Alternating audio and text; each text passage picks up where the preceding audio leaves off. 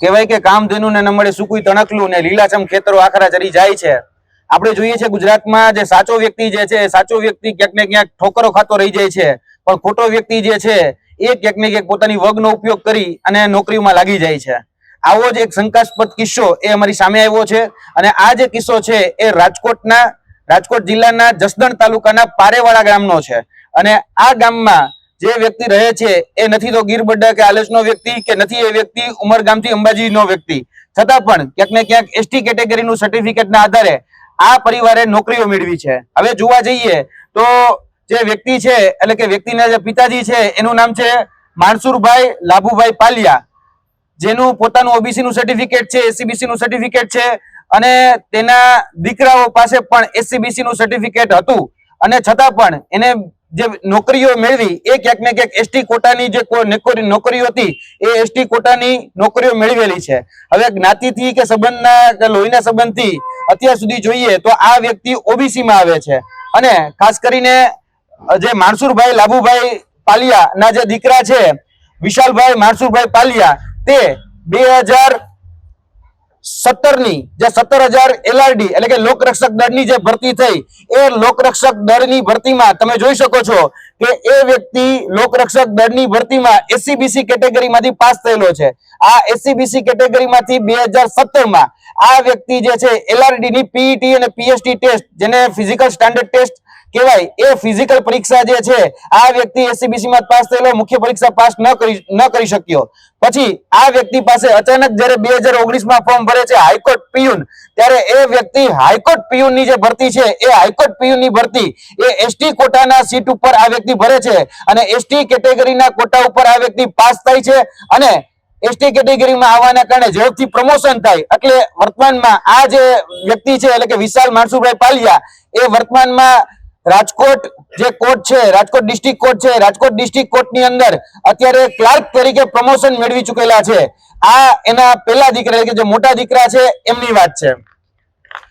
ત્યારબાદ એમના જે બીજા દીકરા છે, કહી શકાય કે એમના જ પરિવારના જે બીજા વ્યક્તિ છે મોહિતભાઈ પ્રવીણભાઈ પાલિયા, જે કહી શકાય કે મોહિતભાઈ જે છે એના મોટા બાપુના દીકરા છે।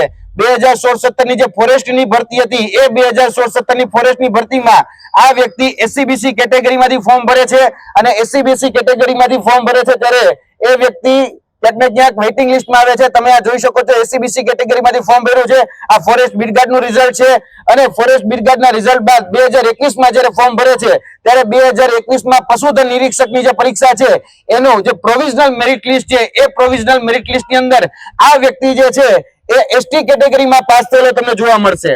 તેની સાથે સાથે કહી શકાય કે એમના જે બેન છે, એમના જ બેન એટલે કે આરાધના બેન એ વર્તમાનમાં હમણાં જ આજથી 2 દિવસ પહેલા જે મુખ્યમંત્રીના વરદ હસ્તે જે નિમણૂક પત્ર આપવામાં આવ્યા એ નિમણૂક પત્રની અંદર આરાધનાબેન માનસુરભાઈ પાલિયા એ વ્યક્તિ રેવન્યુ તલાટી તરીકે એસટી કેટેગરીની સીટ ઉપર એ પાસ થાય છે। ત્યારબાદ જે અભયભાઈ અરવિંદભાઈ પાલિયા જે છે એમના મોટા બાપુના દીકરા છે અને એમના કાકાના દીકરા છે અને આ જે વ્યક્તિ છે એ વ્યક્તિ પણ ક્યાંક ને ક્યાંક હમણાં જ લેવાયેલી જે પરીક્ષાઓ છે એ પરીક્ષાઓમાં અમદાવાદ મ્યુનિસિપલ કોર્પોરેશનની અંદર જે નવગણભાઈ રેવાભાઈ સરસૈયા જે ભરતીમાં એસટી નું ખોટું સર્ટિફિકેટ લાવી અને નોકરી લાગેલા એ જ ભરતીની અંદર તમે જોઈ શકો છો 7મા ક્રમે અભયભાઈ અરવિંદભાઈ પાલિયા જે છે એ વ્યક્તિ એસટી કેટેગરીના સર્ટિફિકેટ ઉપર અમદાવાદ મ્યુનિસિપલ કોર્પોરેશનની અંદર જુનિયર ક્લાર્ક બને છે। હવે જોવા જેવી વાત એ છે કે એમના પૂજ્ય પિતાશ્રી જે છે એમની પાસે ઓબીસી નું સર્ટિફિકેટ છે। આ જે ઉમેદવારો જે છે એમાં વિશાલભાઈ માનસુરભાઈ પાલિયા તેમની પાસે જે છે એની પાસે પણ એસસીબીસી નું સર્ટિફિકેટ છે, તેમની પાસે પણ નોન ક્રિમિનલનો દાખલો પણ છે। 2017-2018 સુધી આ જે વ્યક્તિ છે એ વ્યક્તિ ઓબીસી માં ફોર્મ ભરતા હતા। અચાનક જ એવું તો શું બન્યું કે 2019 માં આ વ્યક્તિ પાસે એસટી કેટેગરીનું સર્ટિફિકેટ આવી ગયું। અને વાત બીજી કે એમના પૂજ્ય પિતાશ્રી પાસે પણ ઓબીસી નું સર્ટિફિકેટ છે, એમના પૂજ્ય કાકાશ્રી પાસે પણ ઓબીસી નું સર્ટિફિકેટ છે અને એમના પૂજ્ય જે માનસુરભાઈના સગા બેન જે છે એ સગા બેન ગીતાબેન જે છે એ ગીતાબેન 2017 ની જે સ્થાનિક સ્વરાજની ચૂંટણીમાં પંચાયતની જે ચૂંટણી હતી એમાં સરપંચ બન્યા છે જામનગર જિલ્લાના જાંબુડા ગામમાંથી। 5 વર્ષની અને સરપંચ પદ ભોગવ્યું છે, ત્યારે એ ઓબીસી મહિલા અનામતની સીટ હતી.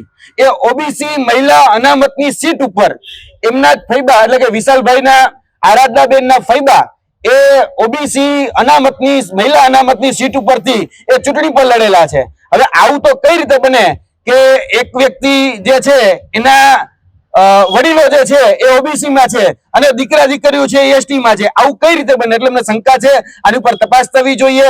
હવે વાત રહી બીજી કે ડોક્યુમેન્ટ વેરિફિકેશન. તો કોઈ પણ વ્યક્તિ જ્યારે ડોક્યુમેન્ટ કહી શકે કે પરીક્ષા પાસ કરે તો પહેલું ડોક્યુમેન્ટ વેરિફિકેશન ભરતી બોર્ડથી, એટલે ભરતી બોર્ડ અહીંયા ગૌણ સેવા પસંદગી મંડળ લાગે, તો ગૌણ સેવા પસંદગી મંડળમાં ભરતી બોર્ડમાં જ્યારે ડીવી કરવામાં આવ્યું તો ત્યારે કેમ ચેક કરવામાં આવ્યું? ત્યારબાદ બીજું વેરિફિકેશન થાય વિભાગીય એટલે કે મહેસૂલનું. જે વ્યક્તિ અત્યારે મહેસૂલ તલાટી તરીકે આરાધનાબેન જે લાગ્યા ત્યારે એનું મહેસૂલમાં જ્યારે જાય ત્યારે એ વિભાગીય ડોક્યુમેન્ટ વેરિફિકેશન થાય તો ત્યારે એમાં કેમ તપાસ કરવામાં આવી? ત્રીજું, કાસ્ટ વેરિફિકેશન માટે જે વ્યક્તિ એસટી કેટેગરીમાં આવતો હોય તેનું ડોક્યુમેન્ટ વેરિફિકેશન બિરસા મુંડા કચેરીની જે આદિજાતિ કચેરી છે તેમાં, તો તેમાં પણ એનું કેમ ક્રોસ વેરિફિકેશન કરવામાં ન આવ્યું? એટલે આ બધી જ જગ્યાએ ક્યાંક ને ક્યાંક જોવા જઈએ તો લોકરક્ષક દળ, ત્યારબાદ હાઈકોર્ટ, ત્યારબાદ કહી શકાય કે અમદાવાદ મ્યુનિસિપલ કોર્પોરેશન, ફોરેસ્ટ અને હવે જીપીએસસી, કારણ કે આ વ્યક્તિ હવે જીપીએસસી ની એસટીઆઈ સ્ટેટ ટેક્સ ઇન્સ્પેક્ટરની જે પરીક્ષા છે એ પણ એસટી કેટેગરીના કોટા ઉપર પાસ કરે છે, જેનું આખે આખું ખાનદાન, આખે આખું જે પરિવાર છે એ ઓબીસી છે. હવે એના દીકરા દીકરી કઈ રીતે એસટી થઈ ગયા એ બહુ કહી શકાય કે શંકાનો વિષય છે, એની તપાસનો વિષય છે. વાત બીજી કે એસટી કેટેગરીનું સર્ટિફિકેટ કાઢવા માટે સૌથી મોટી જરૂરિયાત હોય છે પેઢીનામાની. એમાં સોગંદનામું કરવું પડે, પેઢીનામું કાઢવું પડે, પંચોની સાઈન જોઈએ, તલાટીઓની સાઈન જોઈએ. ક્યાંક ને ક્યાંક અમને શંકા છે કે એમનું જે પેઢીનામું જે છે જે રજૂ કરવામાં આવ્યું છે ક્યાંક ને ક્યાંક ગીરબડાના હાલતના કોઈ કહી શકાય કે ભરતા નામ વાળા વ્યક્તિથી જોઈન કરી દેવામાં આવ્યું હોય, એટલે કે ભાઈ વિશાલભાઈ માણસુરભાઈના પપ્પા, એના દાદા કે એના પરદાદા, કોઈ એવો વ્યક્તિ કદાચ ગીરમાં રહેતો એનું નામ જોડી અને કદાચ એનું એસટી કેટેગરીનું સર્ટિફિકેટ કાઢવામાં આવ્યું હોય. પરંતુ પ્રશ્ન એ થાય કે ભાઈ 2019 માં જ કેમ કાઢવામાં આવ્યું? 2005 સરકારે છૂટ આપેલી, 2010 સરકારે છૂટ આપેલી, ત્યારે નરેન્દ્ર મોદી સાહેબ મુખ્યમંત્રી હતા, ત્યારબાદ કહી શકાય કે વિજયભાઈ રૂપાણી આવ્યા, કહી શકાય કે આનંદીબેન આવ્યા ત્યારે પણ છૂટ આપી હતી, પણ ત્યારે નથી કાઢવામાં આવતું. આ એસટી કેટેગરીનો લાભ એ જોવા જઈએ તો 2019 માં લેવામાં આવે છે. અને શા માટે લેવામાં આવે છે? અને જે પેઢીનામું રજૂ કરવામાં આવ્યું છે એ પેઢીનામુંમાં ક્યાંક ને ક્યાંક ગફલો કરવામાં આવ્યું હોય એવું સ્પષ્ટપણે દેખાય છે. કારણ કે એસટી કેટેગરીના સર્ટિફિકેટ ઉપર જે વ્યક્તિ નોકરી મેળવે તેને નોકરી ઝડપથી મળી જાય, પોસ્ટિંગ ઝડપથી મળી જાય અને પ્રમોશન પણ ઝડપથી મળી જતું હોય છે. જેમ કહી શકાય વિશાલભાઈ માણસુરભાઈ જે રહ્યા એ હાઈકોર્ટ પીયુનમાં 2019 ની ભરતીમાં લાગ્યા હતા. અત્યારે એ જે કોર્ટ છે એટલે કે રાજકોટ કોર્ટની અંદર એ ક્લાર્ક બની ગયા છે. એટલે ઝડપથી એસટી કેટેગરીના જે પણ ઉમેદવાર હોય એનું પ્રમોશન થઈ જતું હોય છે. એટલે ક્યાંક ને ક્યાંક ઘણા બધા પ્રશ્નો જે છે એ ઉભા કરે છે. આ સગવડીઓ જે જ્ઞાતિ ધર્મ જે છે એ ક્યાંક ને ક્યાંક અમને શંકામાં લાગી રહ્યો છે. ક્યાંક ને ક્યાંક આપણે ચોરના હાથમાં તિજોરીની ચાવી નથી સોંપી રહ્યા અને એની તપાસ કરવાની જવાબદારી કે એસટી નું આ સર્ટિફિકેટ સાચું છે કે ખોટું એ તપાસ કરવાની જવાબદારી એ વિશ્લેષણ સમિતિની એસટી કહી શકાય કે આપણું બિરસા મુંડા કચેરી છે એમની છે.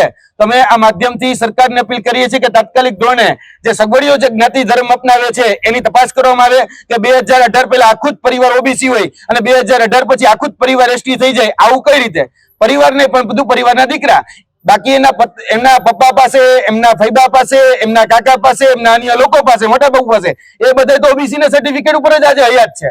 અને એમના જન્મના દાખલાથી લઈ મરણના દાખલાથી લઈ તમામ જે દાખલાઓ છે એમાં એ ઓબીસી જ છે. તો આ વ્યક્તિઓ એસટી કઈ રીતે થયા એ તપાસનો વિષય છે. અને ખાસ કરીને આ તપાસ જે તે સંલગ્ન કર્મચારીઓ અધિકારીઓ કરે એ અમે આ માધ્યમથી માંગણી કરીએ છીએ. કારણ કે સંબંધો બધા જ ઓબીસી સાથે થયા છે, નોકરી એસટી માં મેળવેલી છે. એટલે ક્યાંક ને ક્યાંક ઘણું બધું શંકામાં છે. આ બધા જ પુરાવા જે છે અમે બિરસા મુંડા કચેરીને આજે જ અમે આપવાના છીએ અને આની ઉપર યોગ્ય તપાસની માંગણી પણ અમે આ પ્રેસ કોન્ફરન્સના માધ્યમથી અને લેખિતમાં અમે ત્યાં કરવાના છીએ. જી, આપના પ્રશ્ન. સૌપ્રથમ જે નોકરી કોઈ વ્યક્તિએ ખોટી રીતે મેળવી હોય તો એમાં પેલું નામ જે છે કે શંકાસ્પદ જે સર્ટિફિકેટ હતા વિશાલ માણસુભાઈ પાલિયાના હતા કે જેને પોતે 2017 માં લોકરક્ષક દળની પરીક્ષા એ એસસીબીસી કેટેગરીમાંથી આપેલી છે. જેમાં પીએસટી એટલે કે ફિઝિકલ સ્ટાન્ડર્ડ ટેસ્ટ પરીક્ષા પાસ કરે છે, પ્રિલિમિનરી પરીક્ષા પાસ નથી કરી શકતા. એ જ વ્યક્તિ 2019 માં હાઈકોર્ટ પીયુનની જે ભરતી બહાર પડે ત્યારે એ વ્યક્તિ હાઈકોર્ટ પીયુનની અંદર કઈ રીતે એ એસટી થઈ ગયા એ નથી સમજાતું. પછી એના જ આધારે એનો જ વ્યક્તિનો સંદર્ભ લઈ અને આરાધનાબેન છે, અભયભાઈ છે, મોહિતભાઈ છે, આ બધા જ લોકોએ ક્યાંક ને ક્યાંક સંદર્ભ ખોટો આપેલો હોય અથવા તો પેઢીનામું ખોટું આપેલું હોય એમની અમને પ્રબળ શક્યતાઓ લાગેલી છે. એટલે ક્યાંક ને ક્યાંક આની ઉપર તપાસ થવી એ ખૂબ જરૂરી છે. આ બધી જ બાબતો જે છે એમાં બિરસા મુંડા કચેરી અને વિશ્લેષણ સમિતિ છે એ જ આ શંકાનું સમાધાન કરી શકે છે. બાકી અત્યાર સુધી ફોરેસ્ટ વિભાગ હતો, મહેસૂલ વિભાગ હતો, કોર્પોરેશન હતો, ગૃહ વિભાગ હતો, અને ખાસ કરીને મુખ્યમંત્રી હતા, એની પણ આંખમાં ધૂળ નાખવામાં આવી છે. કારણ કે મુખ્યમંત્રીના વરદ હસ્તે આ નિમણૂક પત્ર આજથી 2 દિવસ પહેલા રેવન્યુ તલાટીના મુખ્યમંત્રીના હસ્તે હમણાં જ ગાંધીનગર ખાતેથી જયારે નિમણૂક પત્ર આપવામાં આવ્યા ત્યારે જ આ આરાધનાબેનને છે નિમણૂક પત્ર આપવામાં આવ્યો છે. એટલે ક્યાંક ને ક્યાંક આ બધા જ વિભાગોની સાથે છેતરપિંડી થઈ એવું અમે સ્પષ્ટપણે માનીએ છીએ.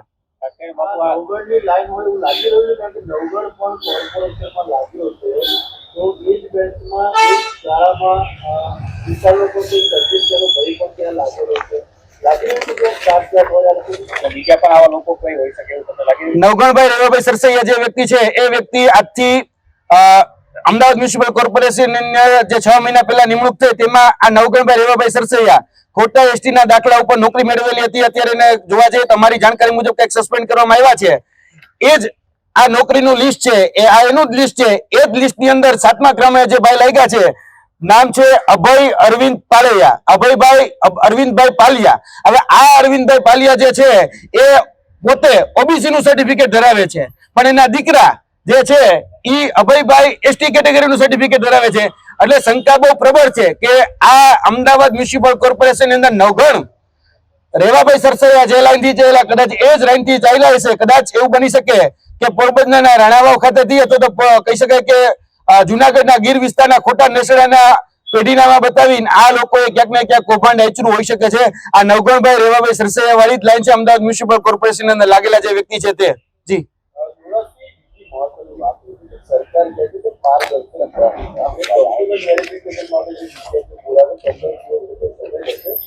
ટેકનિકલ એનાલિસિસના આધારે ચકાસણી કરી છે. લાગીને તો સરકારનો કોઈ પાછું કપાઈ રહ્યું છે. સરકારના અલગ અલગ વિભાગો જે છે એ બધા પ્રમાણપત્ર ઇસ્યુ કરતા હોય છે. ખાસ કરીને જે તપાસ કરવાની જે કમિટી છે, વિશ્લેષણ કમિટી છે, હમણાં જ કોર્ટના ચુકાદાને આધીન જે વિશ્લેષણ સમિતિની રચના કરવામાં આવી છે અને જે વિજિલન્સની રચના કરવામાં આવી છે આ બધી તપાસ કરતી હોય છે. પરંતુ આંખમાં ધૂળ નાખવાનું કામ એ રીતે થાય છે કે સ્થાનિક જે તલાટી હોય, સ્થાનિક જે નાયબ મામલતદાર હોય, એમને પૈસા દઈને કે વહીવટ કરીને આ પ્રકારના જે સર્ટિફિકેટો છે, હવે હું મૂળ ગોંડલનો વતની છું, હવે હું એવું બતાડું કે ભાઈ મારા પૂર્વજો જે છે એ ગીરમાં રહેતા હતા અને એનો 1960 પહેલાનો કોઈ ઉતારો લઈ આવું, એટલે એ ઉતારાને આધીન એટલે તો એ પેઢીનામાને આધીન મને એવું ગણી લેવામાં આવે કે ભાઈ મને એસટી કેટેગરીનું સર્ટિફિકેટ મળવા પાત્ર છે. આ નીતિ નિયમ છે કે ભાઈ કોઈ વ્યક્તિ ભૂતકાળમાં 1956 પહેલા જો ગીર બડા હાલતમાં રહેતા હોય તો એના આધારે આ પેઢીનામું બનતું હોય છે. એટલે લોકો કરે છે શું કે ભાઈ મળતા એના પૂર્વજોનો જે નામ હોય, દાદા પરદાદાનું, એનો ક્યાંક ને ક્યાંક ભળતું નામ ગોતી અને પોતે ત્યાંથી પેઢીનામું બનાવી દેતા હોય છે. ફોરેસ્ટરને હોય, તલાટીને હોય કે નાયબ મામલતદારને પૈસા આપી અને આ પ્રકારના બોગસ સર્ટિફિકેટો જે ઉભા કરવામાં આવે છે. એટલે જ કહું છું સાચો આદિવાસી જે છે, જેને ખરેખર જરૂરિયાત છે, જે હકદાર છે, જે લાયક છે, એના મોઢાનો કોળિયો જે છે આવા જે કહી શકાય કે ઉભા કરેલા સેટિંગબાજ જે લોકો છે ક્યાંક ને ક્યાંક છીનવી રહ્યા છે. આ ભૂતકાળમાં પણ આ ઇસ્યુ બહુ મોટો થયો છે. ગાંધીનગરની અંદર આંદોલન પણ થયા છે, હજી પણ આ વસ્તુનું નિરાકરણ નથી આવ્યું. જી યુવરાજજી, ખાસ કરીને આ જે પરીક્ષાની જે આખી વેરિફિકેશનની પ્રોસેસ હોય તો એની અંદર બી ક્યાંય આ લોકોએ ચકાસણી નહીં પૂર્તિ કરી એવું લાગે છે તમને? વિશ્લેષણ સમિતિ અને વિશ્લેષણ સમિતિ અંતર્ગત આવતી અલગ અલગ સમિતિઓ, એમાં ખાસ કરીને મામલતદાર કચેરીથી લઈને તલાટી સુધીના જે કર્મચારીઓ છે તે એમાં ક્યાંક ને ક્યાંક પૈસાનો વહીવટ થઈ જતો હોય. બીજું કે વિશ્લેષણ સમિતિ પર છે અમારા અંગત જે સૂત્રો છે અને અધિકારીઓ જે છે એવું કહી રહ્યા છે કે વિશ્લેષણ સમિતિના અમુક અધિકારીઓ જે છે એ ભ્રષ્ટાચાર કરીને આ પ્રકારના સર્ટિફિકેટ આવે છે, નામ ન દેવાની શરતે એને ઘણી બધી વાતો અમારી સાથે કરેલી છે. પરંતુ અમારી પાસે આધારભૂત પુરાવો નથી એટલે અમે વાત મૂકી નથી શકતા. પરંતુ ક્યાંક ને ક્યાંક જે અધિકારીઓ છે, તલાટી છે, રેવન્યુ તલાટી છે, જે મામલતદાર છે, નાયબ મામલતદાર છે, એ સેટિંગ કરી અને ગીરબડ્ડા હાલતમાં ખોટો ઉતારો બતાડી, ખોટું પેઢીનામું બતાડી અને આ પ્રકારના જે કૌભાંડ છે, મોડસ ઓપરેન્ડી આ છે કે જે પેઢીનામું જે સોગંદનામું કરવામાં આવે છે એ સોગંદનામાની ક્રોસ વેરીફાઈ કે કરવામાં નથી આવતું. અને જે ઉતારો જે છે એમાં ખાસ કરીને જે સંદર્ભ ટાંકવામાં આવે છે એ તમામ સંદર્ભો જે છે ક્યાંક ને ક્યાંક નકલી જે છે એ મૂકવામાં આવે છે. અને પંચોના જે સ્ટેટમેન્ટ લેવામાં આવે છે એ પંચો પણ ઉભા કરેલા હોય છે અને પંચો પણ ક્યાંક ને ક્યાંક પૈસોથી ઉભા કરેલા પંચોના એ વેરિફિકેશન લેવામાં આવતા હોય છે. જી